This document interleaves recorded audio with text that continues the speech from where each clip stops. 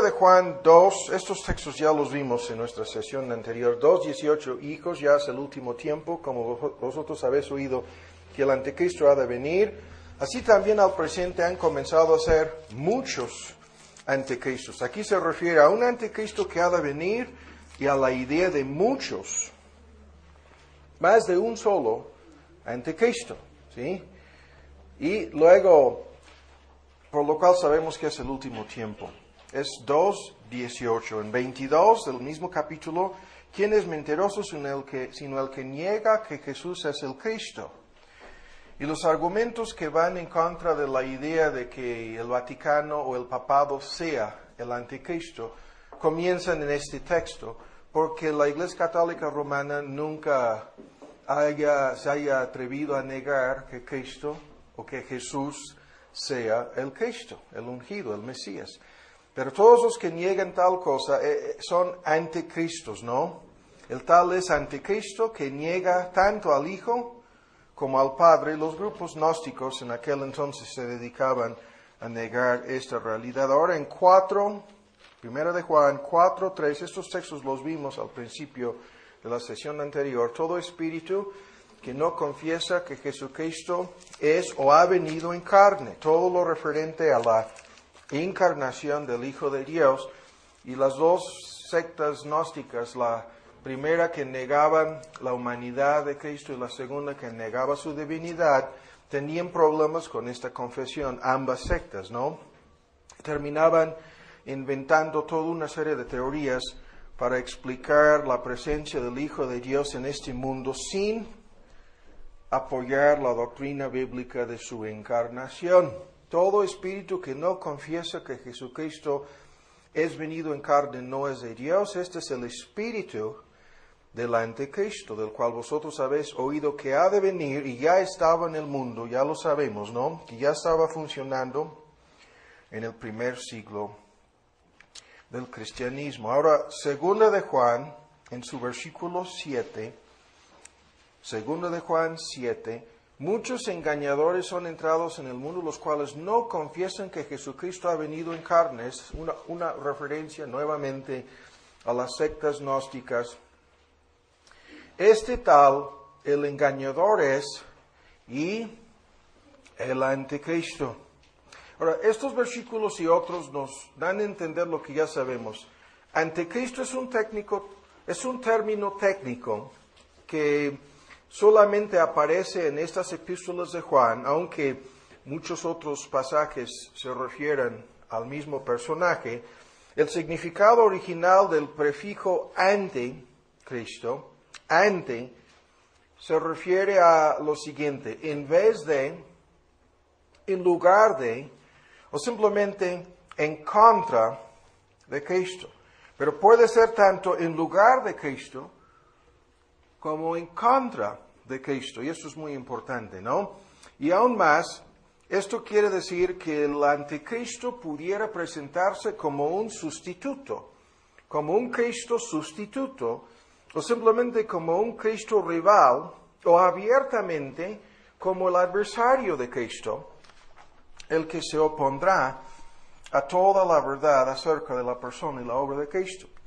Ahora, este término también, fíjense bien, se refiere a todos los precursores del anticristo final. Eso es el uso que vemos en las epístolas de Juan y es el mismo argumento que sacamos de la profecía de Daniel. Todos los precursores del anticristo final son, y aquí estamos usando la palabra en forma plural, anticristos. Y aún más, este término se refiere en forma más directa al poder anticristiano, o sea, al poder diabólico y anticristiano que ya estaba funcionando en el mundo en el primer siglo del cristianismo, en aquel entonces, y que ha hecho su presencia notable, ¿no? Como algo evidente y innegable en todos los siglos subsecuentes, ¿no? Pero todos estos poderes anticristianos que ya estaban operando en el mundo en aquel entonces, conducirán por fin al anticristo final.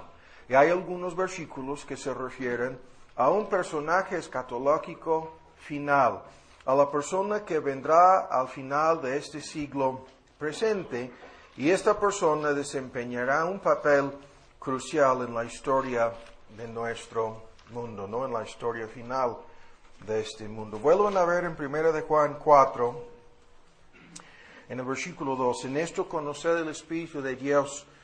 Todo espíritu que confiesa que Jesucristo es venido en carne es de Dios, y todo espíritu que no confiesa que Jesucristo ha venido en carne no es de Dios.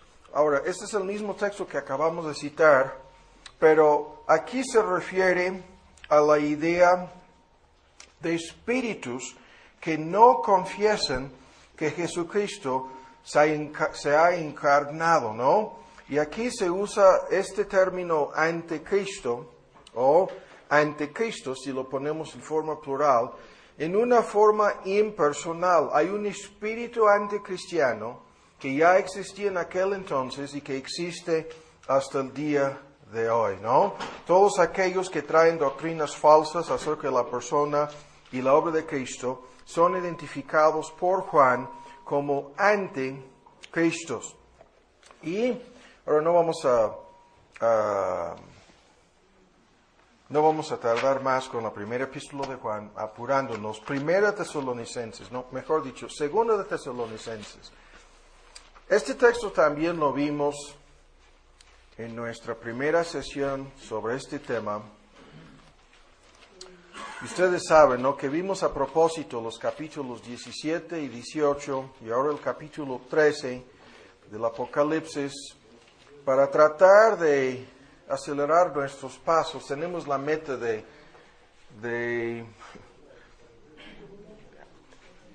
en el transcurso de este año concluir con esto del Apocalipsis y lanzarnos a otra serie de estudios. Segunda de Tesalonicenses 2. Y hay que leer rápidamente estos versículos nuevamente. 2:1. Pero os rogamos, hermanos, en cuanto a la venida de nuestro Señor Jesús y nuestro recogimiento, que es una referencia al arrebatamiento, a Él, que no os mováis fácilmente de vuestro sentimiento, ni os conturbéis ni por espíritu, ni por palabra, ni por carta como nuestra, como que el día del Señor esté cerca. No os engañe nadie en ninguna manera, porque no vendrá el arrebatamiento y la segunda venida de nuestro Señor, el día del Señor, no vendrá, bien, sino que venga antes la apostasía. Sobre esto ya hemos hablado, ¿no? Habrá una terrible apostasía antes de la segunda venida de Cristo y antes del advenimiento del anticristo, ¿no? Y se manifiesta el hombre de pecado, hijo de perdición, oponiéndose y levantándose contra todo lo que se llama Dios o que se adora, tanto que se asiente en el templo de Dios, como Dios, haciéndose parecer Dios. ¿No os acordáis que cuando estaba todavía con vosotros os decía esto? Y ahora vosotros sabéis lo que impide para que a su tiempo se manifieste. Porque ya estaba obrando en aquel entonces y sigue hasta el día de hoy, el misterio de iniquidad. Solamente espera hasta que sea quitado de en medio el que ahora detiene o impide. Y entonces será manifestado aquel inicuo al cual el Señor matará con el espíritu de su boca y destruirá con el resplandor de su venida. Parusia es la palabra venida, que aquel inicuo cuyo advenimiento es según operación de Satanás, con grande potencia y señales y milagros mentirosos, y con todo engaño de iniquidad en los que perecen, por cuanto no recibieron el amor de la verdad para ser salvos. Por tanto,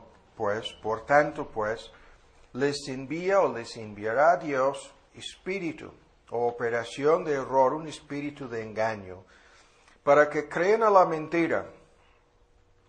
Aquí se refiere al argumento principal que vamos a investigar en nuestra próxima sesión. ¿Cuál mentira dirá el anticristo, no? Para convencer al mundo de su divinidad. ¿Habrá alguna mentira gigantesca metida de por medio en este engaño.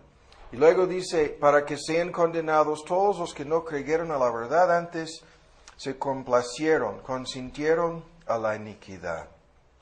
Ahora, en estos versículos que vimos también en nuestra sesión anterior, tenemos en forma sintética muchos detalles importantes acerca de la llegada del anticristo, comenzando con el hecho de que el anticristo llegará en relación con una apostasía o gran rebeldía final, ¿no? Esta palabra apostasía también la hemos visto, se refiere a todos los que después de haber hecho una profesión de fe salvadora en Cristo Jesús, terminan abandonando dicha fe. Y la apostasía final a la cual estos versículos se refieren, especialmente el versículo 3, será una tremenda apostasía dentro de las filas del cristianismo. Se van a rebelar abiertamente en contra de Cristo muchísimas personas que previamente habían profesado creer en Él. Y la apostasía de Israel antes de la primera venida de Cristo es el gran ejemplo del, en este contexto, el desastre catastrófico final que sucederá dentro de la esfera de la profesión pública de fe en Cristo. Muchísimas personas abandonarán su fe, aceptando la mentira del anticristo, dando la bienvenida al impostor, ¿no? A este Cristo sustituto, recibiendo a este individuo, como vamos a ver más adelante, muchos afirman, como si fuera realmente Cristo. Y cuando nuestro Señor hablaba de este asunto en Mateo 24, muchos versículos se refieren a este peligro, ¿no? Hablaba de cómo el amor de muchos se enfriará, hablaba de cómo muchos falsos profetas se levantarán y engañarán a muchos, hablaba de cómo muchos, la palabra cada vez, muchos serán escandalizados, muchos se entregarán unos a otros, y afirmaba que solamente aquellos que perseveran hasta el fin serán salvos, la preservación y perseverancia de los creyentes. Pero esta apostasía, dice Pablo, la más fuerte, la más sorprendente, llegará. Y en relación con su llegada, la mayoría, probablemente más de la mitad de los que se identifican como seguidores de Cristo, terminarán abandonando la fe cristiana y se entregarán a las garras de este enemigo. Ahora, el anticristo final será en su, vamos a decir, papel religioso, el líder de esta apostasía. O sea, la apostasía final que Pablo menciona aquí dará lugar a la religión del anticristo y culminará en la adoración abierta del anticristo. Cuando dice el versículo 4, oponiéndose, levantándose contra todo lo que se llama Dios o que se adora, el argumento es, Él mismo se opondrá a todas las religiones, se opondrá a todos los actos de culto, se opondrá, en este contexto, al cristianismo y a las demás religiones para promoverse a sí mismo como el único objeto de culto y de adoración pública. Se opondrá a todo lo que es llamado Dios, oponiéndose, por un lado, y levantándose. O sea, se opone a todo lo que anteriormente era reconocido como Dios y se propone a sí mismo, en lugar de todas estas cosas, religiones y dioses, incluso paganos, proclamándose, en este contexto, autoproclamándose como Dios. Y se opondrá, por lo tanto, al Dios verdadero y al pueblo de Cristo. Se levantará no solamente en contra del Dios verdadero y en contra de los así llamados dioses de los pueblos paganos, sino se opondrá a cualquier forma de adoración que no sea la adoración de Él mismo, ¿no? De sí mismo. reconocerá una sola deidad, un solo Dios, es saber a sí mismo, ¿no? El anticristo terminará, y esto es un punto crucial porque no comenzará así. No comenzará autoproclamándose como Dios al principio de su carrera. Los argumentos parecen indicar que llegará en una serie de etapas a quitarse la máscara poco a poquito, hasta llegar al colmo de su rebeldía, sentándose, como lo dice Pablo aquí en el versículo 4, en el templo de Dios. Pero la palabra templo no se refiere al templo físico, sino se refiere al templo espiritual, al pueblo de Dios. Y esto es algo de mucha controversia, es algo misterioso.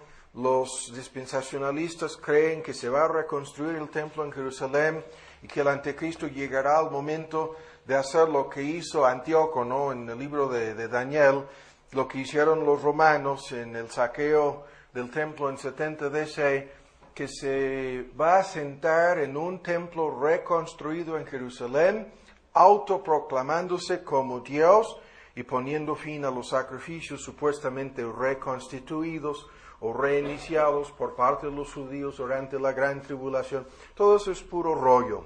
Lo vimos en Mateo 24, lo vimos en relación con la destrucción del templo en Mateo 24, incluso esos estudios vamos a traerlos, ¿no? en el formato de MP3 para que puedan ser todos en un solo disco. Pero el templo aquí no es la palabra naos que se refiere al templo, sino es otra palabra que se refiere al pueblo de Dios, normalmente en el Nuevo Testamento, como su templo.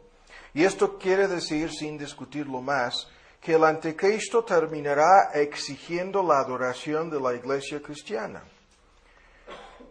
Y esto resultará en una severa persecución de todos los creyentes verdaderos. Y Pablo en este contexto también se refiere a un conocimiento, en el versículo 5, ¿acordáis? ¿No os acordáis que cuando yo estaba con vosotros os decía esto? Un conocimiento que los tesalonicenses tenían de este tema, un conocimiento más a fondo de cómo esto llegará a ser una realidad, pero en la providencia de Dios, este conocimiento, esta información que tenían los tesalonicenses, no lo tenemos nosotros, ¿no? Y el propósito de la profecía, la idea que muchas personas no entienden, las metas divinas, ¿no? En la escatología y en todo lo que vamos a ver incluso el día de hoy sobre el anticristo final, no es para que podamos saber todos y cada uno de los detalles pertinentes. El propósito de la escatología no es para que sepamos y conozcamos a fondo todos los detalles de cómo y cuándo y exactamente en qué o cuál forma se llevará a cabo esta rebeldía final. El propósito siempre es ético, moral y espiritual, ¿no? Es exactamente un paralelismo, ¿no? Con lo de la muerte. Sabemos que vamos a morir, que pudiera suceder en un periodo, un determinado lapso de tiempo, pero no sabemos el cómo y el cuándo sucederá nuestra muerte. Y el propósito de saber que es un punto al cual tendremos que llegar es simplemente espiritual, ético y moral, para que estemos preparados, ¿no? La verdad acerca de nuestra muerte es muy sencilla. O lloraremos nosotros a la hora del funeral de algunos de ustedes, o todos ustedes llorarán a la hora de nuestro funeral. Es una de dos, ¿no? Pero lloraremos, llegaremos al momento de derramar lágrimas, ¿no? Y de sentir la pérdida humana y la tristeza humana, ¿no? O tristeza humana al tener que decir a algún ser querido, a algún hermano, a alguna hermana, y verdaderamente entonces las palabras adiós, ¿sí? Tendrán un significado real. al decirle adiós, ¿no?, a esta persona, pero lo vuelvo a decir, o todos nosotros lloraremos a la hora del funeral de algunos de ustedes, o al revés, ¿no? Ustedes llorarán a la hora de nuestro entierro. Pero a ese momento llegaremos, y el propósito de decirlo en estos términos es para que estemos preparados, ¿no? Ahora, en este mismo contexto, Pablo nos asegura de que la carrera del anticristo terminará en un fracaso con la segunda venida de nuestro Señor, y al mismo tiempo se refiere al advenimiento del anticristo acompañado por milagros engañosos, por una gigantesca mentira, ¿sí?, por todo tipo de engaño, y nos da a entender que todos, menos los escogidos de Dios, en el versículo 13, creerán en Él. Ese es el tema, ¿no? No vamos a detenernos más. Hay otras cosas aquí que estamos pasando por alto. Ahora vean en Daniel. Rápido. Vamos a Daniel. Nos perdimos, sufrimos un naufragio en Daniel en la sesión pasada, y tenemos 2 estudios que grabamos para fin de año sobre, misteriosamente, yo no sé cómo llegamos al naufragio de Pablo cuando los sermones eran para fin de año, ¿no? Pero es un tema muy interesante. Lo vamos a traer para si alguien quisiera escuchar. Daniel, su profecía. Pero rápidamente, no podemos detenernos aquí con todos los argumentos, pero vamos a tratar de armonizar y poner una base para entender este argumento, y si es posible, me gustaría llegar a algunos detalles sobre la persona del anticristo antes de la comida, que es exactamente en 1 hora, pues tenemos que apurarnos. Daniel en su capítulo 2.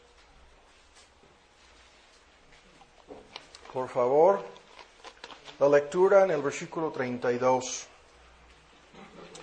2:32. Aquí el rey Nabucodonosor ve esta imagen. La cabeza de esta imagen, 2:32, era de oro fino, sus pechos y sus brazos de plata, su vientre y sus muslos de bronce, de metal, en la versión antigua, y sus piernas de hierro, sus pies en parte de hierro y en parte de barro cocido, ¿no? Pero la cabeza de oro, que se refiere a Babilonia, en el versículo 37, ¿sí?, tú, oh rey, a Nabucodonosor se refiere. En 38 dice al final del versículo, tú eres aquella cabeza de oro. Entonces Babilonia es, en el contexto aquí, la cabeza de oro. Ustedes pueden ver en el pizarrón que esto más adelante es el símbolo del león y corresponde a la Babilonia antigua, que es hoy día Irak. ¿Sí? Y este imperio, que duró de 605 a 538, es la cabeza de la estatua, ¿no? Luego el pecho y los brazos, que se refieran más adelante en el capítulo 5, simplemente si quieren apuntar los versículos 30 y 31 del capítulo 5, a Media y Persia, a un reino combinado ahí que duró desde 538 hasta 331 antes de Cristo, que es el famoso oso. Aquí lo vemos a mi izquierda, ¿no? A la derecha para ustedes, el oso medo-persa, que hoy día se refiere a Irán. Ahora, de aquí lo vamos a ver, si Dios lo permite, en la próxima sesión. Comienzan a surgir todos los argumentos acerca del imperio islámico, ¿no? Que algunos de ustedes ya han escuchado algo sobre este tema. Ahora, después, el vientre y los muslos, que se refieren a los griegos, incluso en 8:21 dice que se refiere a los griegos, y específicamente los eruditos dicen a Alejandro Magno. el leopardo, de 331 a 168 antes de Cristo. Y ahí está aquí arriba de Irak, el leopardo, Grecia, que incluye hoy día una parte de Siria y Líbano. Entonces, por fin los 10 cuernos más adelante, que es una referencia a las piernas de hierro, que todos los eruditos están de acuerdo en afirmar, es una referencia a Roma, 1608 antes de Cristo a 476 después de Cristo. Y siguiendo la argumentación del capítulo 17 del Apocalipsis, muchos meten de por medio el quinto imperio, que no está aquí en la profecía de Daniel, pero el imperio islámico de 623 después de Cristo hasta, si no me equivoco, aquí no lo tengo apuntado, es 1923 o 24. O sea, un imperio que duró en el Medio Oriente, en la misma zona de esta profecía, o la misma parte geográfica del mundo antiguo, ¿no? Y ese imperio islámico es un punto que vamos a investigar próximamente, ¿no? Podría ser el quinto imperio, que simplemente no está mencionado aquí, y ustedes saben que Asiria y Egipto son dos imperios que tampoco están aquí, para en su conjunto sean 7 imperios mundiales, ¿no? Y en 17 del Apocalipsis se refiere al imperio del anticristo como el octavo, ¿no? Pero eso es otro tema que no vamos a meternos el día de hoy. Ahora, toda la profecía de Daniel comienza con esta visión, este sueño, esta estatua, y vamos a pasar ahora al capítulo 7. Lo que vimos, y no vamos a discutirlo el día de hoy, lo vimos en los estudios sobre Apocalipsis, al principio, lo vimos en los estudios sobre el capítulo 24 de Mateo, y lo vimos en nuestra sesión anterior. Lo que está metido de por medio en la profecía de Daniel es la famosa abreviación profética. ¿Se acuerdan ustedes de este fenómeno? Los profetas del Antiguo Testamento y aún del Nuevo, sin discutirlo, hay más de un solo ejemplo de la abreviación profética en el Nuevo Testamento, pero comenzamos con el Antiguo. Los profetas del Antiguo Testamento veían las cosas en la forma de los picos, ¿esa es la palabra? De las montañas, ¿no? Y podían ver a distancia la primera venida de Cristo, ¿sí? La primera y la segunda venida de Cristo. Y muchas veces eso es un fenómeno en la mayoría de las profecías acerca de Cristo, incluso lo vemos en el ministerio público de Juan el Bautista. No llegaban a distinguir entre los eventos profetizados que tendrían que suceder en la primera venida, ¿sí? Y la segunda. Combinaban las dos cosas como si fueran un solo evento.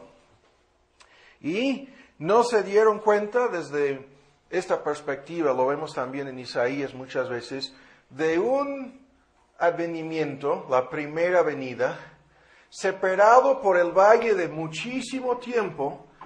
Ya han transcurrido más de 2000 años, ¿no?, entre la primera y la segunda venida, pero no se dieron cuenta de dos advenimientos separados por un largo periodo de tiempo.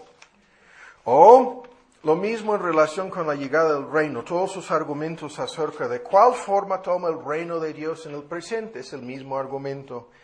Hay una primera etapa invisible y espiritual. El reino de Dios llegando al corazón. En cada persona regenerada está presente el reino de Dios. Y en virtud del nacimiento nuevo y la fe salvadora en Cristo, entramos a dicho reino. Pero hay una segunda etapa, una segunda llegada del reino de Dios, en forma física, material y visible. El reino de Dios llegará Pero el punto es, la abreviación profética es una característica principal de las profecías del Antiguo Testamento. Y cuando Daniel narra, escuchen con mucha atención, en los capítulos 7, 8 y 11, la carrera de este famosísimo Antíoco Epífanes, nos está hablando, usando la abreviación profética, tanto de cosas que sucederían durante la carrera y las campañas de Antíoco, de igual manera como del Anticristo. Porque en la perspectiva profética, la abreviación profética conduce al profeta a ver las cosas históricas y futuras como un solo evento. Son cosas entremezcladas, lo cercano, futuro, próximo, concreto y visible es mezclado con lo lejano, escatológico y final, y lo que no entendemos a fondo es, en muchas de estas cosas, cómo discernir entre la una y la otra cosa. El ministerio público de Cristo pone de manifiesto lo que estamos diciendo, la forma para discernir entre estos asuntos en relación con las profecías referentes a su ministerio público y las profecías referentes a su segunda venida, ¿no? Pero el punto es muy importante. Hemos de contemplar a través de la transparencia de hechos históricos inmediatos. Para Daniel estos eventos de Antíoco no eran tan inmediatos, iban a pasar aproximadamente 370 años, ¿no? Entre el tiempo en que Daniel recibió las profecías y su cumplimiento en relación con Antíoco, la profanación del templo, la abominación desoladora, el sacrificio del puerco. Algunos eruditos dicen hasta llegaban al extremo de practicar sacrificios humanos en el templo en Jerusalén. Pero este Antíoco atacó y persiguió a los judíos antes de la primera venida de Cristo. Sus persecuciones dieron lugar al surgimiento de los macabeos y los macabeos, Judas Macabeo en particular, terminó derrotando a estas fuerzas de Antíoco el Asirio, ¿no? En el año 165 antes de Cristo, ¿no? Pero vimos algo sobre estos puntos en nuestro estudio anterior, cómo Antíoco estableció un altar pagano dedicándolo a Zeus y a Júpiter, es el mismo Dios en su forma griega y romana, y cómo es que hizo que la religión del judaísmo fuera ilegal, y cómo incluso uno de los sacerdotes, muchas Biblias hablan de este sacerdote que participó en estos actos abominables para traicionar al pueblo judío, se autoproclamó Theos Epífanes, que significa Dios manifiesto. Escuchen bien, se autoproclamó Dios, ¿sí? Se sentó en el templo de Dios, sacrificando, si no seres humanos, por lo menos puercos sobre el altar sagrado en el lugar santísimo. Y a través de estos eventos que llegaron a su culminación, lo vuelvo a decir, en 166 a 8 antes de Cristo, sigo diciendo 1000, es 166. A través de estos eventos que comentamos un poco en nuestra sesión anterior, vemos reflejado algo sobre el anticristo final, ¿no? Ahora vamos a dar lectura en el capítulo 7, ¿ya lo tienen? Y vamos a resumir rápidamente estos puntos. No podemos detenernos y sufrir naufragio esta vez como lo hicimos la vez pasada. Daniel 7, ¿ya lo tienen? En los primeros 9 versículos se presenta ahora una segunda visión de esta estatua, vamos a decirlo así, pero ahora en la forma de bestias grandes, que quiere decir imperios, en el versículo 3, diferentes la una de la otra, ¿sí? La primera que sube es como el león, en el versículo 4.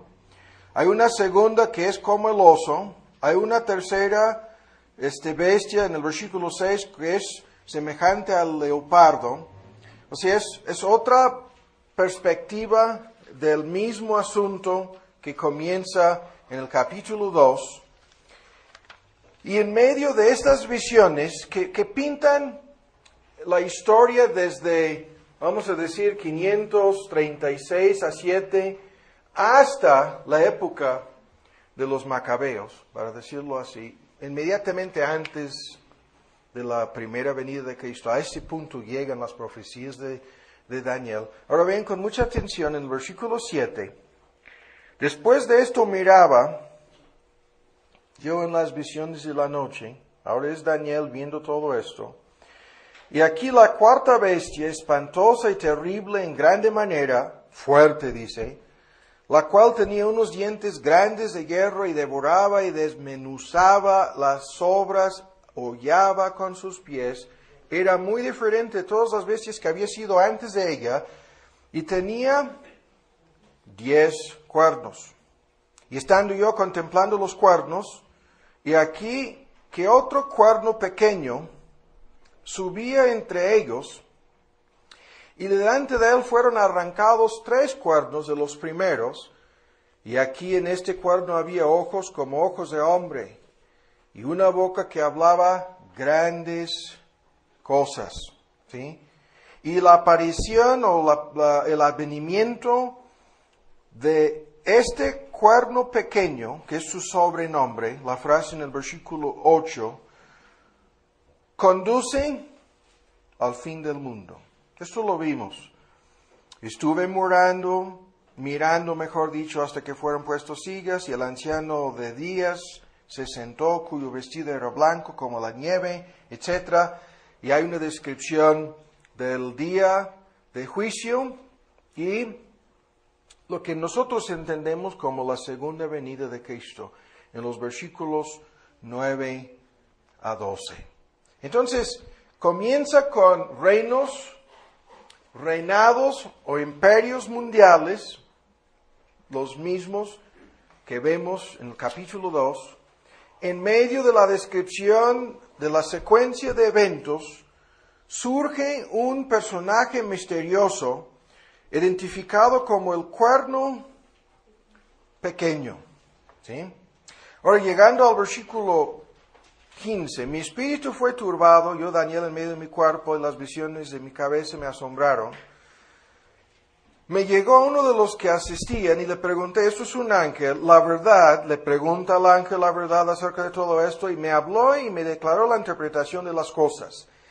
Y vean la interpretación. Estas grandes bestias, las cuales son en total 4, igual a la visión en el capítulo 2, 4 imperios, 4 reyes son, que se levantarán en la tierra. Y después tomarán el reino los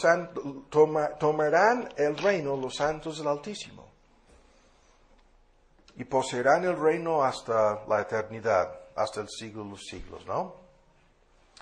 Entonces yo tuve el deseo de saber la verdad acerca de la cuarta bestia, que era tan diferente, que comienza a surgir en el versículo 7, y hay muchos debates acerca de si es igual como en el capítulo 2, Roma, o si no será simplemente una referencia directa al imperio final del anticristo.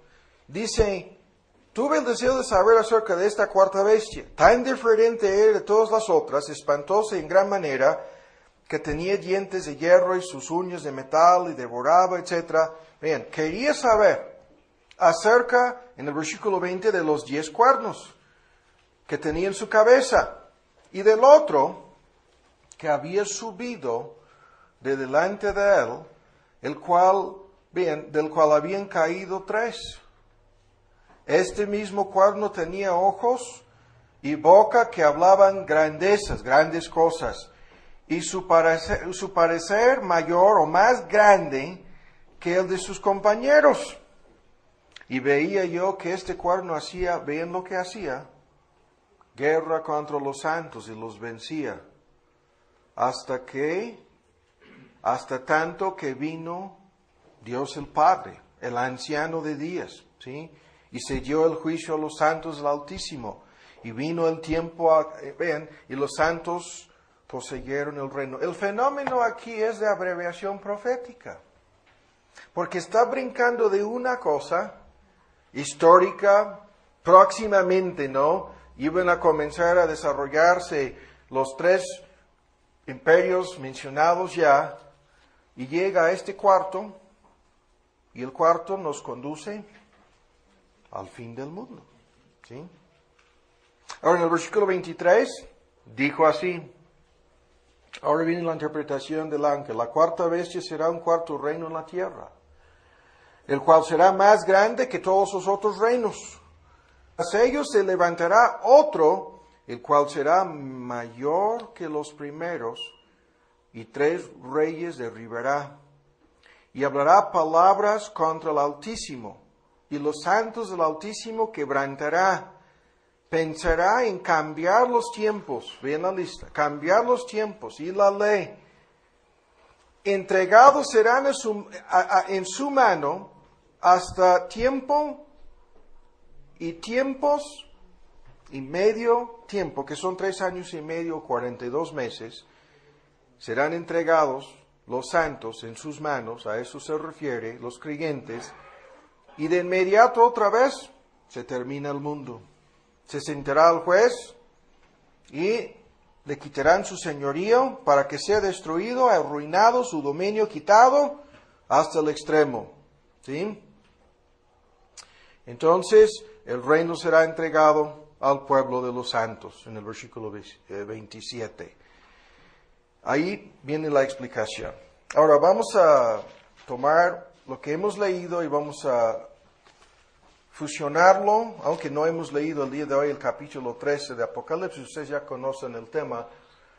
Vamos a armonizar lo que acabamos de leer aquí en el capítulo 7, buscando algunos paralelismos con el anticristo. Ahora vean la lista de cosas. Primero, leemos en estos versículos que el cuerno pequeño, que tiene ojos de hombre y una boca que habla grandes cosas, que este cuerno pequeño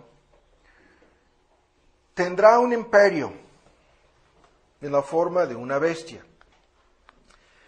Y leemos en Apocalipsis 13 acerca de la primera bestia, la que sube de la mar, y dice que le fue dada a esta bestia boca que hablaba grandes cosas y blasfemias, ¿no?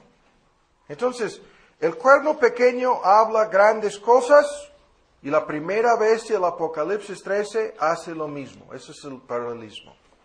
Primero. Segundo, según lo que acabamos de leer en el versículo 21, este cuerno pequeño hará guerra contra los santos. Exactamente lo que Antíoco hizo, ¿no? En aquel entonces hizo guerra contra los judíos. Persiguió a los creyentes. En el versículo 25 dice que a los santos los quebrantará. ¿Sí? Los santos del Altísimo, a mitad del versículo 25, quebrantará. Y en el versículo 21, la última frase dice, los vencía, se traduce mejor, los vencerá. Pero lo veía como algo que ya estaba sucediendo en su visión, ¿no? Ahora, en Apocalipsis 13:7 dice que le fue dado la primera bestia, la que sube del mar, escuchen, hacer guerra contra los santos y vencerlos. Exactamente lo mismo. El lenguaje es igual. Entonces, la primera cosa, hay un imperio en la forma de una bestia cuya cabeza hablará grandes cosas y blasfemias en contra de Dios, tanto en Daniel como en Apocalipsis 13. La segunda cosa, este personaje misterioso hará guerra contra los santos y los vencerá. Tanto en Daniel como en el Apocalipsis, el mismo fenómeno. La tercera cosa, pensará en mudar los tiempos y la ley. Esto lo hemos leído ya en el versículo 25, de igual manera está a mitad del versículo. Cambiará los tiempos y la ley.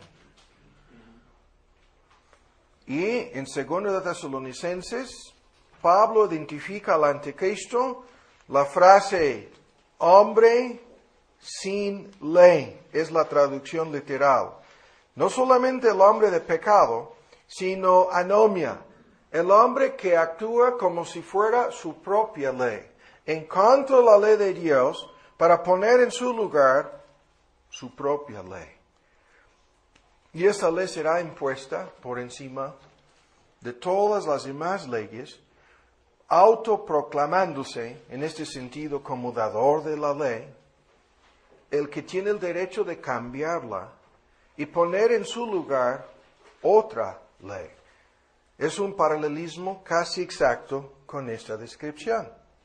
Ahora, la cuarta cosa en la lista dice, acabamos de leerlo al final del versículo 25, que continuará hasta el tiempo singular, que se refiere a un año, sin discutir la fórmula y los textos que lo comprueban, tiempos que serían 2 años y medio, es a saber, 3 años y medio o 42 meses, y misteriosamente en el Apocalipsis 13, a la primera bestia le fue dado exactamente el poder de obrar 42 meses. ¿Sí? Igual, lo vamos a leer en unos momentos profundizándonos un poco en los detalles. Ahora dejamos el capítulo 7 de Daniel y ahora pasamos al capítulo 8. Rápidamente se nos está yendo el tiempo. 8 y vamos hasta el versículo 8. 8:8.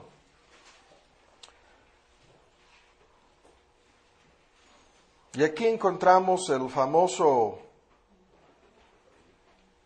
carnero y después un macho de cabrío en la versión antigua, en el versículo 5, ese es el rey de Grecia. Y después este macho cabrío en el versículo 8 es identificado en el versículo 21 como el rey de Grecia. Alejandro Magno, en el contexto histórico, es el personaje identificado aquí por los historiadores. Pero llegando al versículo 8, dice, se engrandeció en gran manera el macho cabrío, y estando en su mayor fuerza, vean, aquel gran cuerno fue quebrantado, y en su lugar subieron otros 4 maravillosos hacia los 4 vientos del cielo. Y eso es el imperio de Alejandro Magno dividido en 4 partes, y de uno de ellos salió ahí está otra vez el mismo personaje misterioso que acabamos de ver en el capítulo 7, cuerno pequeño. Y este cuerno pequeño creció mucho al sur y al oriente, hacia la tierra deseable, que es una referencia a la tierra de Israel. Se engrandeció, vean la descripción, hasta el ejército del cielo. Y parte del ejército y de las estrellas echó por tierra y las oyó. El lenguaje es muy misterioso. O sea, comienza agarrando los sucesores de Alejandro Magno y su reino dividido en 4 partes. De ahí sale un cuerno pequeño que crece hasta el punto de hacer guerra contra el cielo. Eso es el versículo 10. Hasta venciendo una parte de las estrellas, las echó por tierra, dice. Y aún en el versículo 11, contra el príncipe de la fortaleza se engrandeció, vean, y por él fue quitado el continuo sacrificio, y el lugar de su santuario fue echado por tierra. Esto es, brincando ya a lo que hizo Antíoco cuando quitó el sacrificio continuo del altar en Jerusalén y profanó el santuario. Y ven en el versículo 12, el servicio le fue entregado a causa de la versión antigua dice la prevaricación, tanto el servicio como el sacrificio, sobre el continuo sacrificio dice, echó por tierra la verdad e hizo cuanto quiso y le sucedió, la versión antigua, prósperamente, ¿no? Prósperamente dice. Ahora, ¿qué es esto?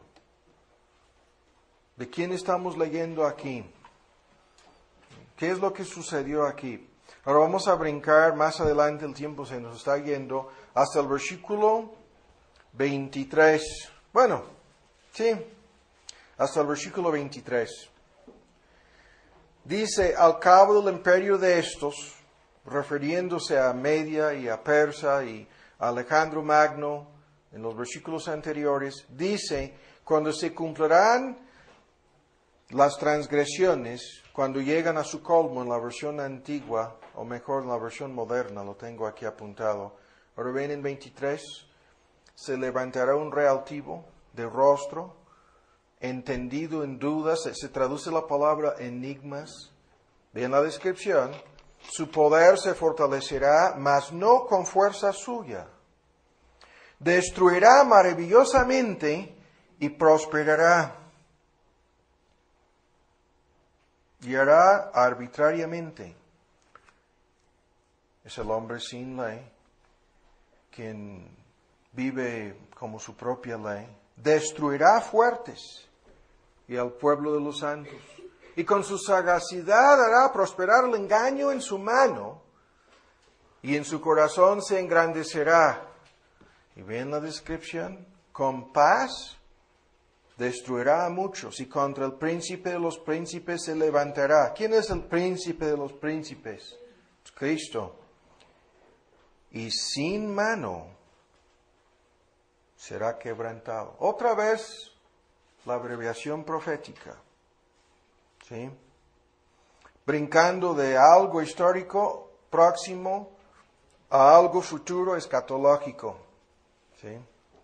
Y aunque Daniel no entendía, al final del versículo 27 lo dice, el ángel le dijo que esta visión es para muchos días, al final del versículo 26. Ahora vean rápidamente los puntos.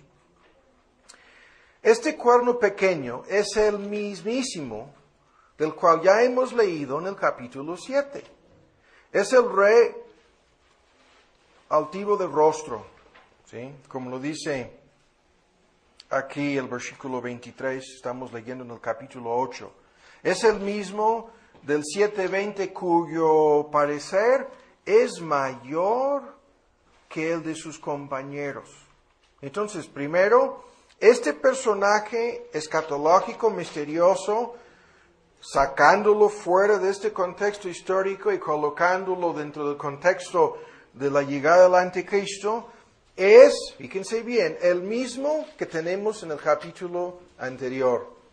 Segundo, la descripción de este hombre es muy importante.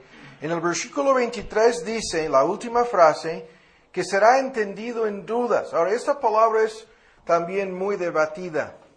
Se traduce enigmas en la versión 60 y en muchas versiones modernas. Se traduce frases oscuras en el libro de Jueces. Es la misma palabra hebrea usada para hablar de las enigmas de Sansón. Frases oscuras. Es la misma palabra traducida en Primera de Reyes 10, preguntas difíciles, hablando de la reina de Seba, ¿no? Cuando le hacía preguntas difíciles, ¿no? A Salomón. Se traduce en Proverbios como, vean, dos formas, palabras de sabios y palabras o dichos oscuros. Y dice que este personaje será entendido en estas cosas. Este cuerno pequeño, hay miles de especulaciones acerca de una sola palabra aquí, vean, o frase, entendido en dudas. Este cuerno pequeño tendrá evidentemente la capacidad de entender cosas profundas y muchos dicen secretas. Imitando a nuestro Señor Jesucristo en su sabiduría y conocimiento. Se presentará como entendido en enigmas, palabras difíciles, sabias y dichos oscuros, ¿no? Algunos han llegado al extremo de especular acerca de si no ha de revelar las soluciones a muchos problemas, vamos a decir, tecnológicos en el mundo, ¿no? Otros dicen que revelará el secreto de ciertas fuerzas y poderes de la naturaleza misma, secretos previamente desconocidos. Otros lo vinculan directamente con la idea del espiritismo, poderes ocultos o diabólicos. O sea, hay muchas especulaciones acerca de lo que esto pudiera significar. Pero lo vuelvo a decir, es el mismo cuerno pequeño del capítulo anterior, entendido en dudas. Ahora, la tercera cosa importante aquí, en el versículo 24 dice, su poder se fortalecerá, mas no con fuerza propia, no con fuerza suya. ¿Qué es esto? En Apocalipsis 13, el dragón es el que le dio su poder y su trono a la bestia, su grande potestad incluso. ¿Sí? En Tesalonicenses, cuyo advenimiento es por operación de Satanás. La llegada de este cuerno pequeño no será en base a su propia fuerza o su propio poder, sino más bien en base al poder del dragón mismo, el poder de Satanás mismo, tal como lo pinta Pablo en 2 Tesalonicenses. Ahora, cuarto, hay una lista de cosas aquí rápidamente. Todos los pasajes, tanto en Tesalonicenses como en Apocalipsis 13, como en el capítulo 7 y 8 de Daniel, de igual manera como vamos a ver un momento en el capítulo 11, en el capítulo 12, enseñan que este personaje tendrá muchísimo éxito. Dice, destruirá maravillosamente y prosperará. Destruirá fuertes y al pueblo de los santos, ¿no? Pero el punto, muchísimo éxito. Ahora, la quinta cosa en la lista aquí, dice en 8:25, con sagacidad, ¿estoy diciéndolo bien? Sagacidad hará prosperar el engaño. Ahora, esta palabra también es muy debatida. Sagacidad significa sabiduría y inteligencia, entendimiento, y muchos incluyen la palabra prudencia. Prudencia. ¿Sí? Ahora, esto, vean lo que estamos leyendo aquí, significa que esta persona usará su sabiduría y su inteligencia, su entendimiento y su prudencia para engañar. ¿Sí? Simplemente, como lo dice el versículo 25, hará prosperar el engaño en su mano. Hará prosperar la intriga, algunas versiones, en su mano, la sutileza, en algunas versiones. Pero Pablo resume todo el argumento en 2 Tesalonicenses diciendo con todo engaño de iniquidad. ¿Qué quiere decir eso? Todo engaño de iniquidad. Quiere decir que todo el poder que el diablo tiene a su disposición para engañar a los seres humanos, la totalidad de su poder será demostrado, usado para engañar a los hombres. Muchos toman esta idea y la vinculan con lo que dice el resto del versículo, en el versículo 25, estamos leyendo, con paz, por medio, y muchos dicen paz falsa, por medio de la paz, destruirá a muchos. Se traduce incluso por sorpresa y sin aviso. Destruirá a muchos. Es uno de los textos que usaban en la época de Hitler para decir, este cuate se salió a firmar acuerdos de paz con medio mundo, ¿no? El primer ministro de Gran Bretaña se llamaba Chamberlain. Es una persona que ha sido objeto de burlas y bromas hasta el día de hoy en la Unión Americana. Pero se regresó con el famosísimo papel en sus manos, gritando cuando se bajaba del avión, peace in our time, paz en nuestros tiempos. Y enseñaba a los reporteros y a las cámaras de video en aquel entonces, la firma de Hitler. Y ustedes saben, si no me equivoco, en menos de 6 semanas estaban invadiendo a Polonia y haciendo toda una serie de cosas en contra del acuerdo de paz, sorprendiendo a medio mundo. Y pongamos a un lado. El anticristo será capaz de engañar a medio mundo en esta forma. La siguiente cosa, el versículo 25 al final, dice exactamente lo que ya hemos leído antes. Dice, será quebrantado, mas sin, y se traduce mejor, mano humana, ¿no? Será quebrantado, pero por Dios. Y Pablo hace el paralelismo a aquel inicuo al cual el Señor matará con la espada de su boca. ¿Sí? Ahora vamos a dejar el capítulo 8 y vamos hasta el capítulo 11. Yo no sé si dije antes 10, es el capítulo 11. Hasta el capítulo 11. Y sorprendentemente aquí vuelve a presentarse el mismo personaje. ¿Sí? Aunque hay muchos argumentos, porque tenemos en los versículos 21 por lo menos hasta 30, y muchos van más adelante, ¿sí? 31 incluso, 32, 33, una serie de campañas militares, las cuales fueron realizadas por Antíoco. Es el mismo asunto, es el mismo personaje, y hay muchos debates hasta en cuál punto exacto el fenómeno de abreviación profética se presenta para hacer la distinción entre algo que ya pasó y algo que tiene que suceder aún en el futuro.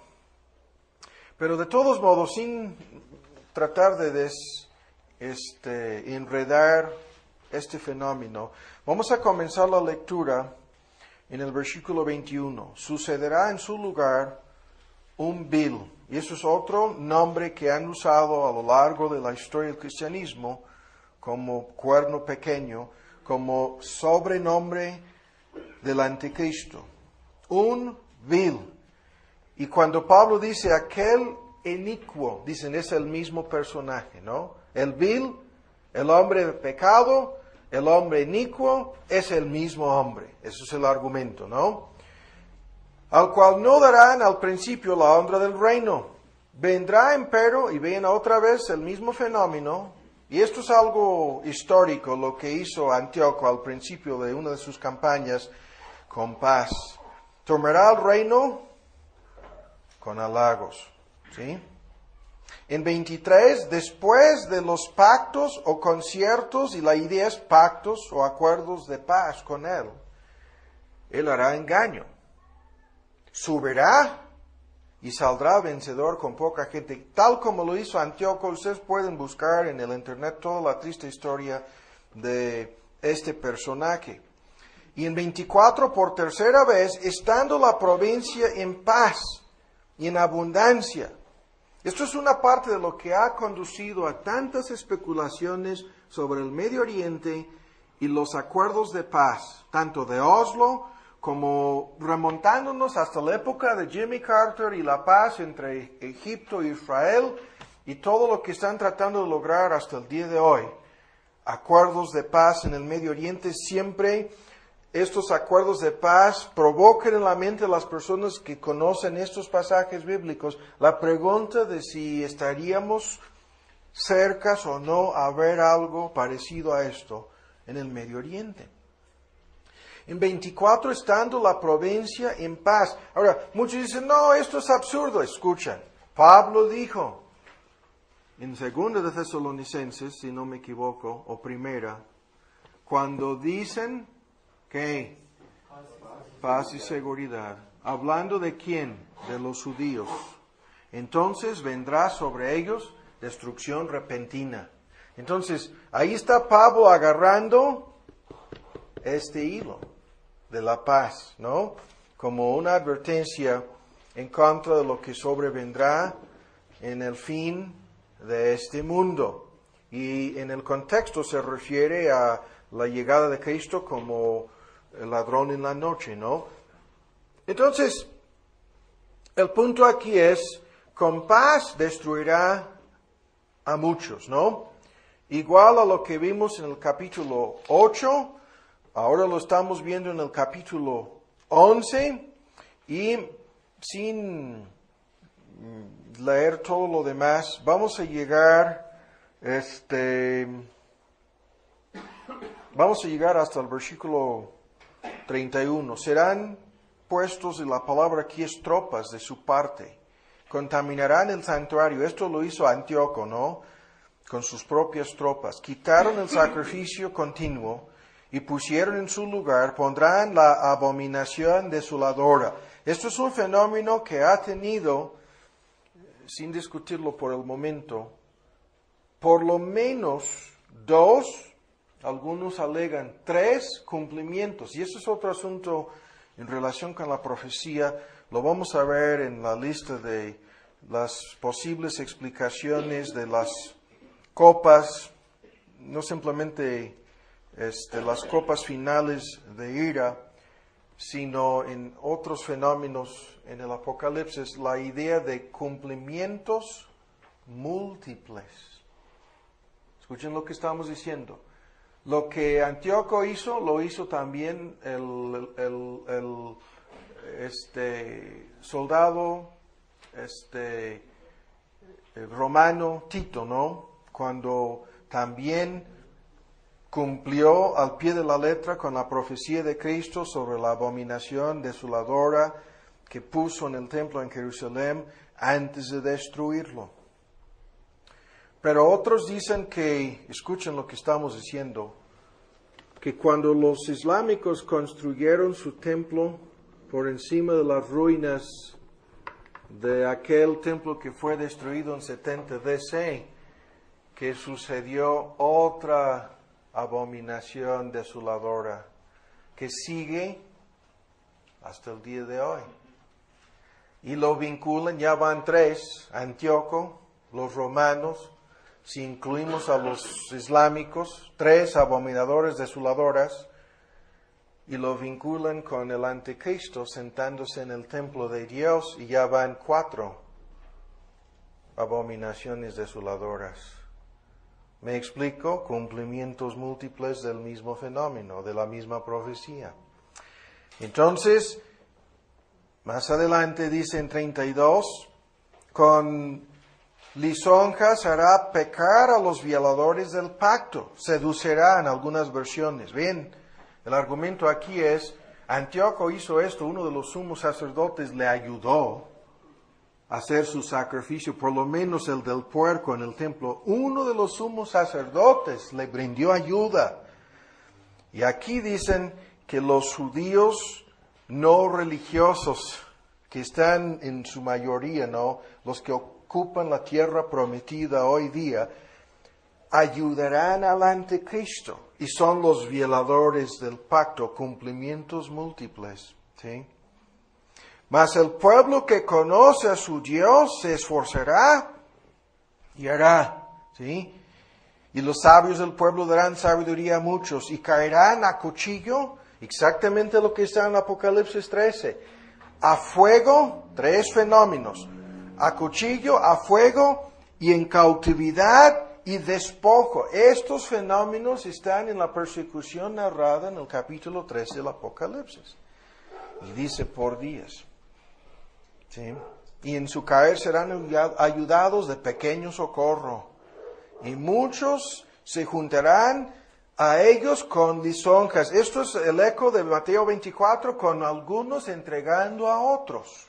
¿Sí? Y algunos de los sabios caerán para ser purgados y limpiados y emblanquecidos hasta el tiempo determinado.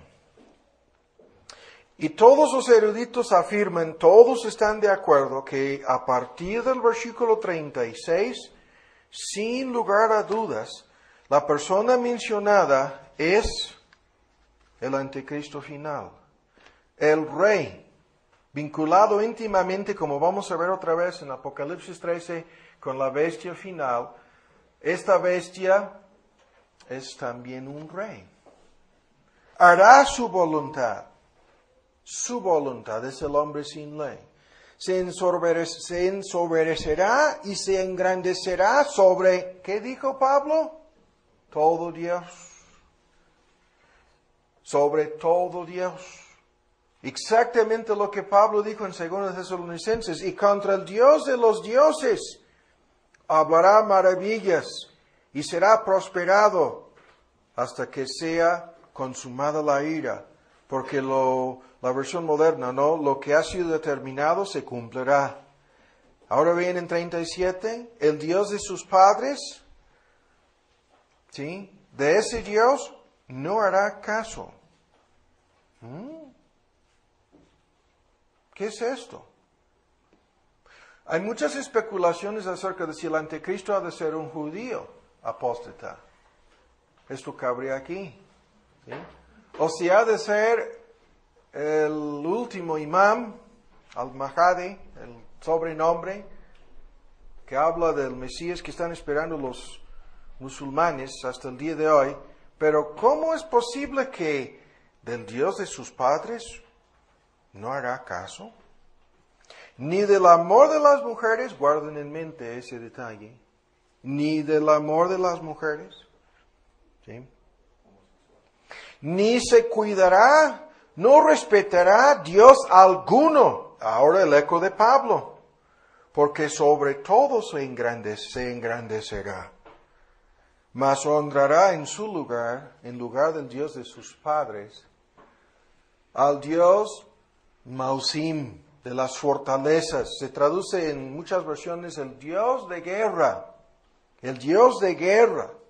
Pero comienza su campaña con paz. ¿Sí? Y sorprende a muchos. Y luego termina honrando al Dios de guerra. ¿Sí? Dios que sus padres no conocieron. Lo honrará con oro y plata y piedras preciosas y con cosas de gran precio. Habrá ofrendas a fuerzas, ¿no?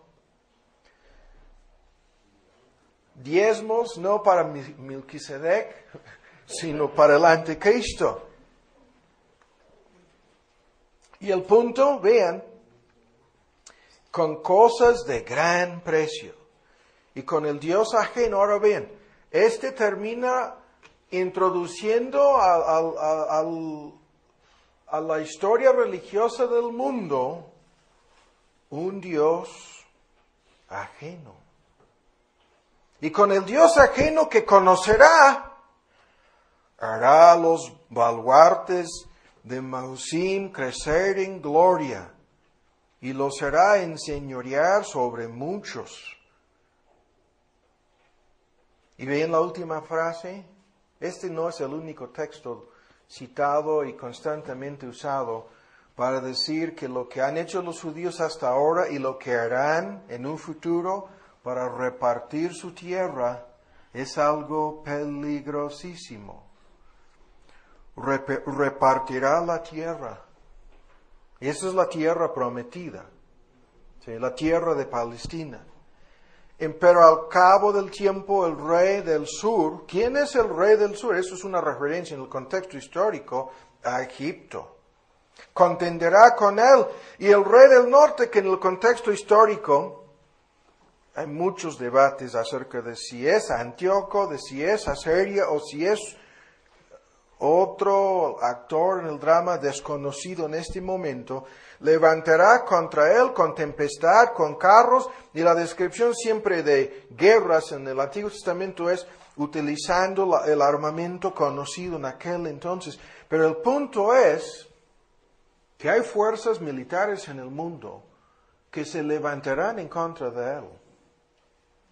Y en 41 esto resulta en que vendrá a la tierra deseable, que es la tierra de Palestina, y muchas provincias caerán. Estos que creen que esto es todo un movimiento del viejo y ahora nuevo imperio islámico que va a resurgir y será avivado nuevamente, solamente dice Edom y Moab, que son Transjordania, Jordania hoy día. ¿Sí? Son los únicos que escaparán en el Medio Oriente de sus manos. Y asimismo extenderá su mano a otras tierras. Y termina diciendo, no escapará el país de Egipto. ¿Sí? Y los que creen que esto es un revolucionario islámico en el Medio Oriente hablan de la caída del gobierno de Arabia Saudita, de Turquía, de Irak, de Irán, de Egipto, hasta Pakistán llegan, con la caída de todos esos gobiernos para poner en su lugar el califat que esperan, que es el imperio final de su Mesías. En el versículo 43, se apoderará de los tesoros de oro y plata, y de todas las cosas preciosas de Egipto, de Libia, de Etiopía, por donde pasará. Mas noticias del oriente, del norte, lo espantarán. Y los que colocan esto en términos modernos dicen la ex Unión Soviética y los chinos, sin discutirlo. Porque el pasaje se refiere al anticristo, de eso no hay duda. ¿Sí? Noticias del oriente y del norte lo espantará y saldrá con grande ira para destruir y matar a muchos. Y cuando llegamos a la parte en el Apocalipsis, ¿no?, en donde hay una guerra espantosa y un ejército de más de 200 millones de soldados que vienen, algunos dicen del oriente, ¿no? Dicen que todas estas cosas coinciden con la profecía de Daniel. Y termina diciendo en 45, plantará las tiendas de su palacio, un palacio que ha de ser construido entre los mares y entre el monte deseable, el monte glorioso y santo, ¿sí?, que es Jerusalén. Y vendrá hasta su fin, llegará a su fin, y no tendrá quien le ayude. Ahora rápidamente, se nos fue el tiempo.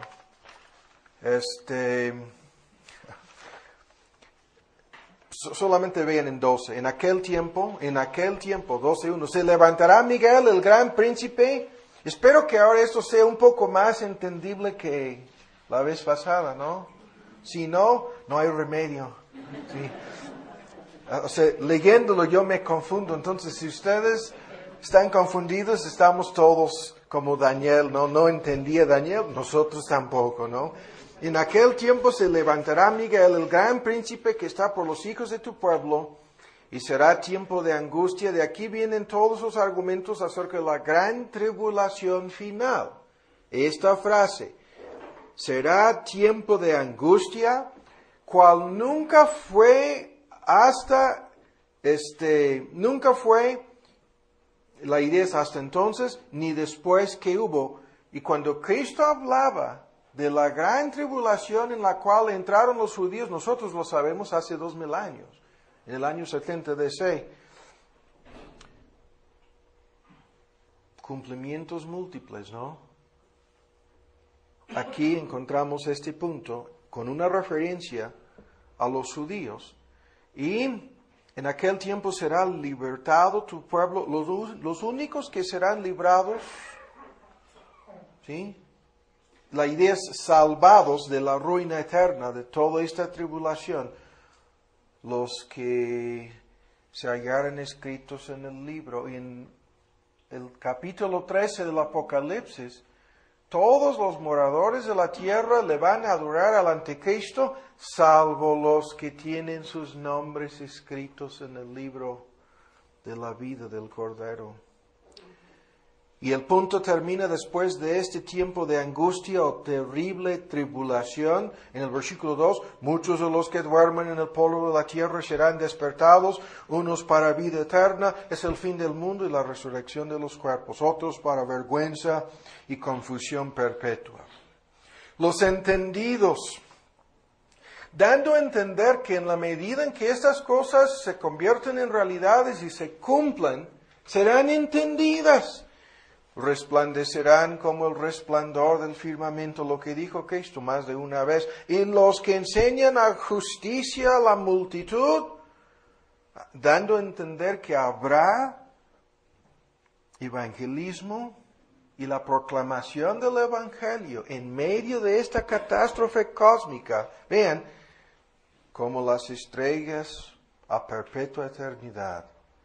Tú, empero Daniel, cierra las palabras y sella el libro hasta el tiempo del fin. Todos los que dicen, no hay nada acerca del fin aquí, no hay nada acerca de abreviación profética, ni menos cumplimientos múltiples, están negando lo que el texto dice. Y la versión moderna, muchos correrán en el tiempo del fin, de aquí para allá. Esto es muchos dicen, referencia indirecta a los avances tecnológicos en el transporte, tanto por tierra como por aire. Correrán de aquí para allá y la ciencia se aumentará, la versión moderna. Y esto es el siglo XX y XXI. ¿Sí? Entonces, cuando pregunta al final del versículo 6, ¿cuándo será el fin de estas maravillas? Otra vez Daniel está haciendo sus preguntas.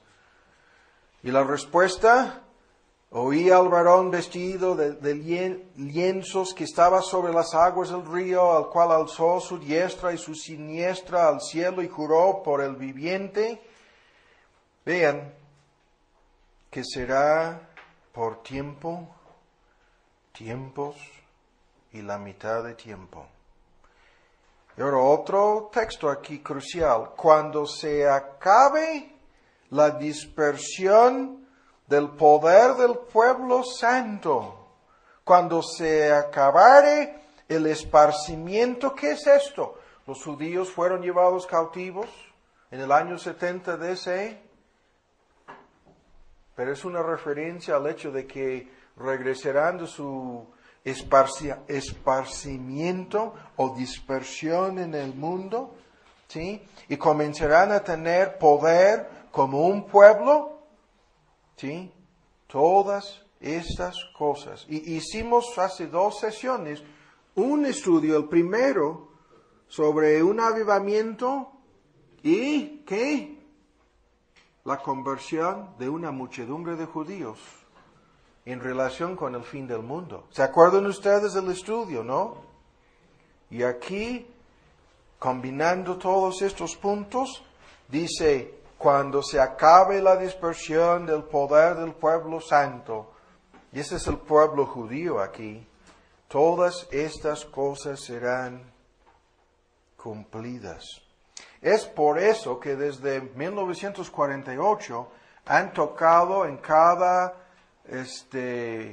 momento difícil en el Medio Oriente la trompeta diciendo, hay algo importantísimo que está sucediendo con el regreso de Israel a su tierra y la posibilidad de la llegada del anticristo.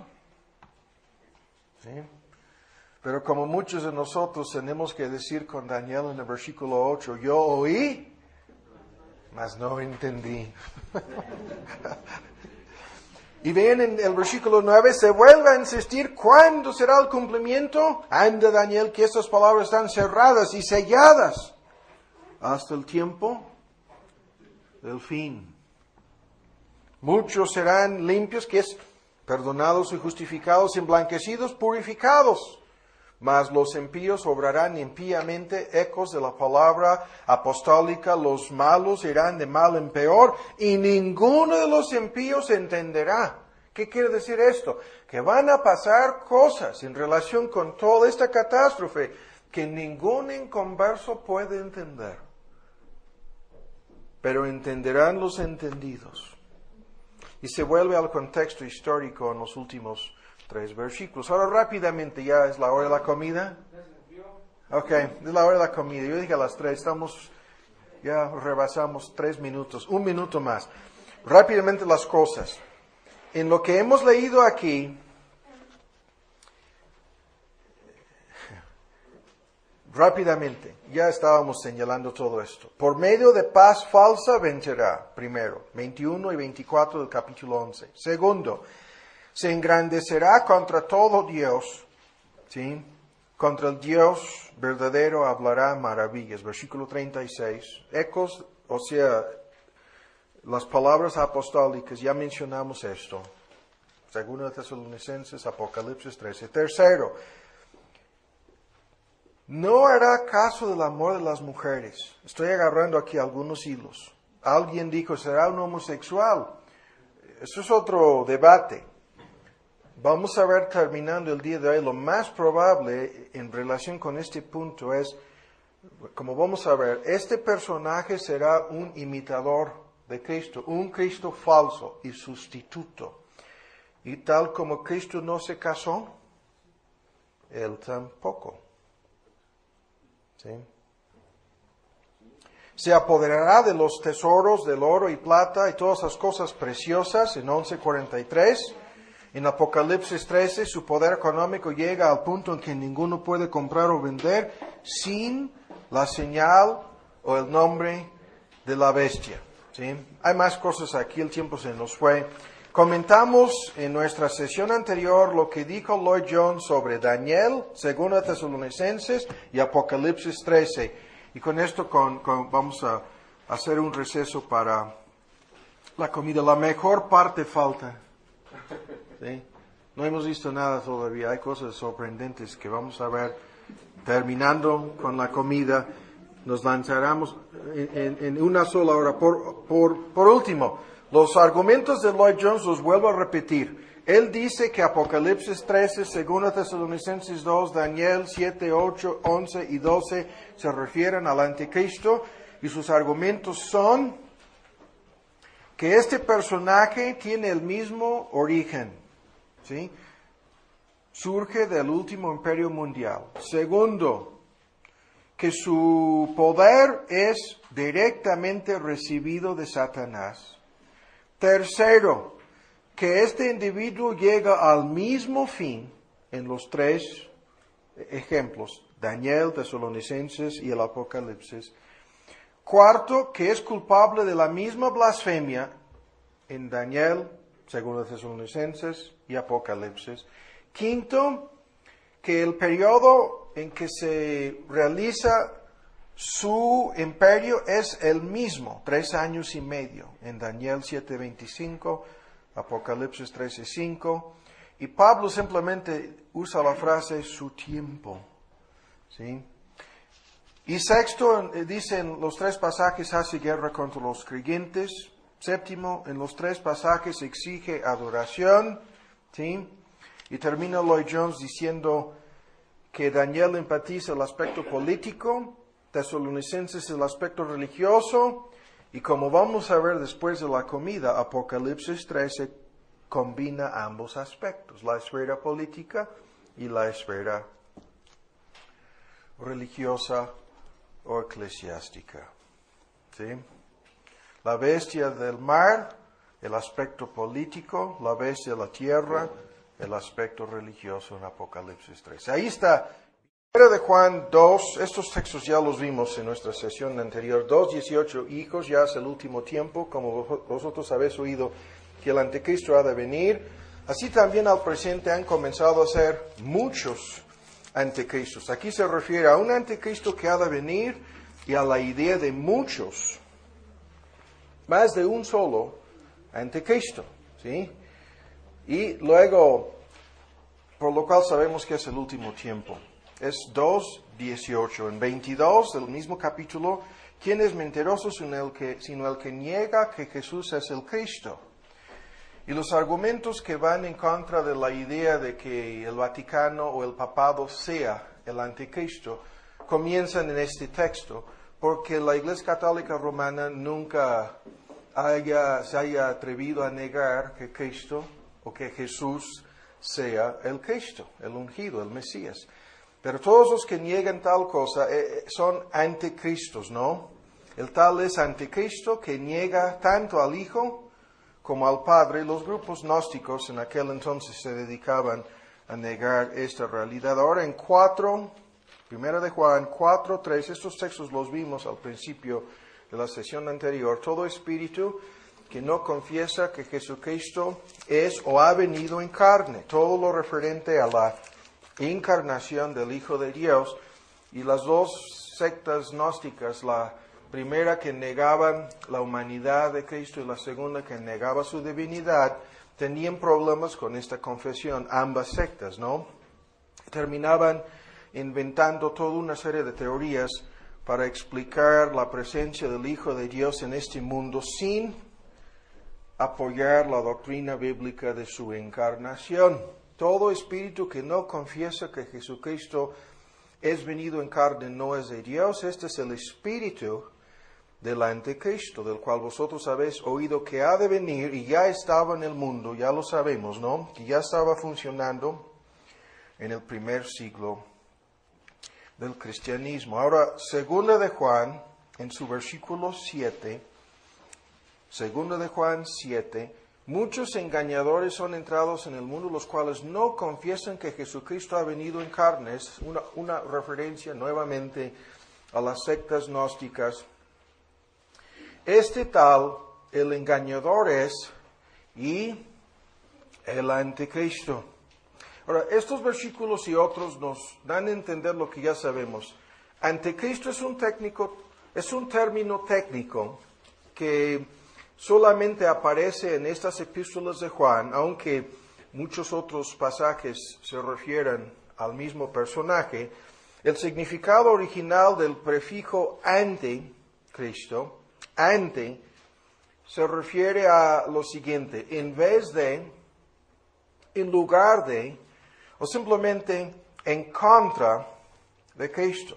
Pero puede ser tanto en lugar de Cristo como en contra. Los capítulos 17 y 18 y ahora el capítulo 13 del Apocalipsis, para tratar de acelerar nuestros pasos, tenemos la meta de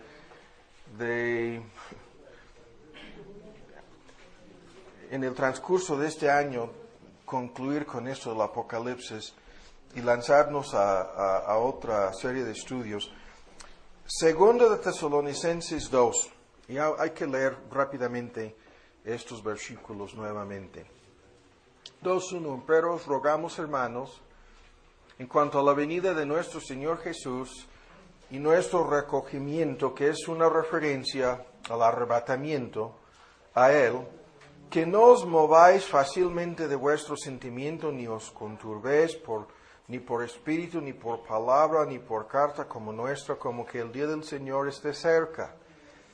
No os engañe nadie en ninguna manera, porque no vendrá el arrebatamiento y la segunda venida de nuestro Señor, el día del Señor, no vendrá, bien, sino que venga antes la apostasía. Sobre esto ya hemos hablado, ¿no? Habrá una terrible apostasía antes de la segunda venida de Cristo y antes del advenimiento del anticristo, ¿no? Y se manifiesta el hombre de pecado, hijo de perdición, oponiéndose y levantándose contra todo lo que se llama Dios o que se adora, tanto que se asiente en el templo de Dios como Dios, haciéndose parecer Dios. ¿No os acordáis que cuando estaba todavía con vosotros os decía esto? Y ahora vosotros sabéis lo que impide para que a su tiempo se manifieste. Porque ya estaba obrando en aquel entonces y sigue hasta el día de hoy, el misterio de iniquidad. Solamente espera hasta que sea quitado de en medio el que ahora detiene o impide. Y entonces será manifestado aquel inicuo al cual el Señor matará con el espíritu de su boca y destruirá con el resplandor de su venida. Parusía es la palabra venida, que aquel inicuo cuyo advenimiento es según operación de Satanás, con grande potencia y señales y milagros mentirosos, y con todo engaño de iniquidad en los que perecen, por cuanto no recibieron el amor de la verdad para ser salvos. Por tanto, les envía o les enviará Dios espíritu o operación de error, un espíritu de engaño, para que crean a la mentira. Aquí se refiere al argumento principal que vamos a investigar en nuestra próxima sesión. ¿Cuál mentira dirá el anticristo, no? Para convencer al mundo de su divinidad. Habrá alguna mentira gigantesca metida de por medio en este engaño del anticristo. Cuando dice el versículo 4, oponiéndose, levantándose contra todo lo que se llama Dios o que se adora, el argumento es, Él mismo se opondrá a todas las religiones, se opondrá a todos los actos de culto, se opondrá, en este contexto, al cristianismo y a las demás religiones para promoverse a sí mismo como el único objeto de culto y de adoración pública. Se opondrá a todo lo que es llamado Dios, oponiéndose, por un lado, y levantándose. O sea, se opone a todo lo que anteriormente era reconocido como Dios y se propone a sí mismo, en lugar de todas estas cosas, religiones y dioses, incluso paganos, proclamándose, en este contexto, autoproclamándose como Dios. Y se opondrá, por lo tanto, al Dios verdadero y al pueblo de Cristo. Se levantará no solamente en contra del Dios verdadero y en contra de los así llamados dioses de los pueblos paganos, sino se opondrá a cualquier forma de adoración que no sea la adoración de Él mismo, ¿no? De sí mismo. Reconocerá una sola deidad, un solo Dios, es saber, a sí mismo, ¿no? El anticristo terminará, y esto es un punto crucial porque no comenzará así. No comenzará autoproclamándose como Dios al principio de su carrera. Los argumentos parecen indicar que llegará en una serie de etapas a quitarse la máscara poco a poquito, hasta llegar al colmo de su rebeldía, sentándose, como lo dice Pablo aquí en el versículo 4, en el templo de Dios. Pero la palabra templo no se refiere al templo físico, sino se refiere al templo espiritual, al pueblo de Dios. Y esto es algo de mucha controversia, es algo misterioso. Los dispensacionalistas creen que se va a reconstruir el templo en Jerusalén y que el anticristo llegará al momento de hacer lo que hizo Antíoco, ¿no? En el libro de Daniel, lo que hicieron los romanos en el saqueo del templo en 70 DC, que se va a sentar en un templo reconstruido en Jerusalén, autoproclamándose como Dios y poniendo fin a los sacrificios supuestamente reconstituidos o reiniciados por parte de los judíos durante la gran tribulación. Todo eso es puro rollo. Lo vimos en Mateo 24, lo vimos en relación con la destrucción del templo en Mateo 24, incluso estos estudios vamos a traerlos, ¿no? en el contra de Cristo, y esto es muy importante, ¿no? Y aún más, esto quiere decir que el anticristo pudiera presentarse como un sustituto, como un Cristo sustituto, o simplemente como un Cristo rival, o abiertamente como el adversario de Cristo, el que se opondrá a toda la verdad acerca de la persona y la obra de Cristo. Ahora, este término también, fíjense bien, se refiere a todos los precursores del anticristo final. Eso es el uso que vemos en las epístolas de Juan y es el mismo argumento que sacamos de la profecía de Daniel. Todos los precursores del anticristo final son, y aquí estamos usando la palabra en forma plural, anticristos. Y aún más, este término se refiere en forma más directa al poder anticristiano, o sea, al poder diabólico y anticristiano que ya estaba funcionando en el mundo en el primer siglo del cristianismo, en aquel entonces, y que ha hecho su presencia notable, ¿no? Como algo evidente y innegable en todos los siglos subsecuentes, ¿no? Pero todos estos poderes anticristianos que ya estaban operando en el mundo en aquel entonces, conducirán por fin al anticristo final.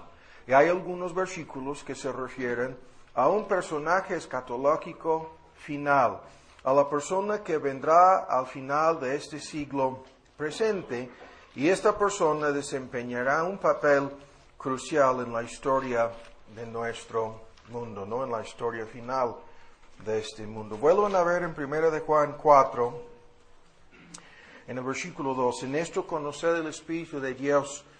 Todo espíritu que confiesa que Jesucristo es venido en carne es de Dios, y todo espíritu que no confiesa que Jesucristo ha venido en carne no es de Dios.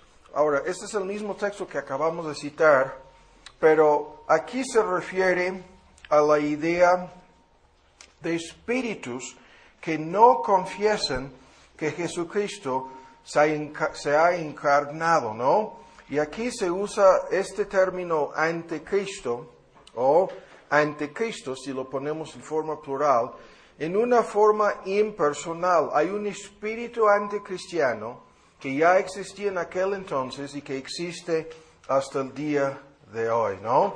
Todos aquellos que traen doctrinas falsas acerca de la persona y la obra de Cristo son identificados por Juan como anticristos.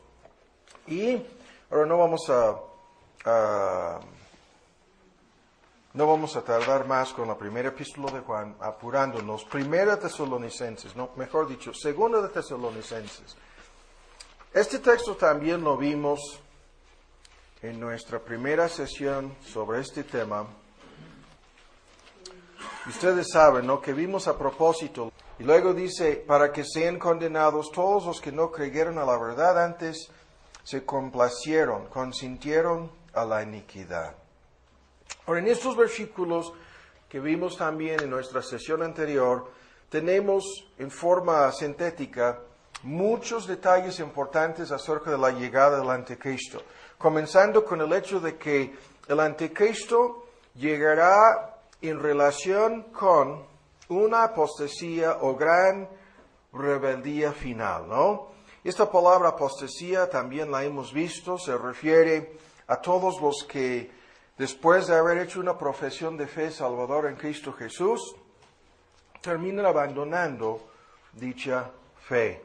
Y la apostasía final a la cual estos versículos se refieren, especialmente el versículo 3, será una tremenda apostasía dentro de las filas del cristianismo. Se van a rebelar abiertamente en contra de Cristo muchísimas personas que previamente habían profesado creer en Él.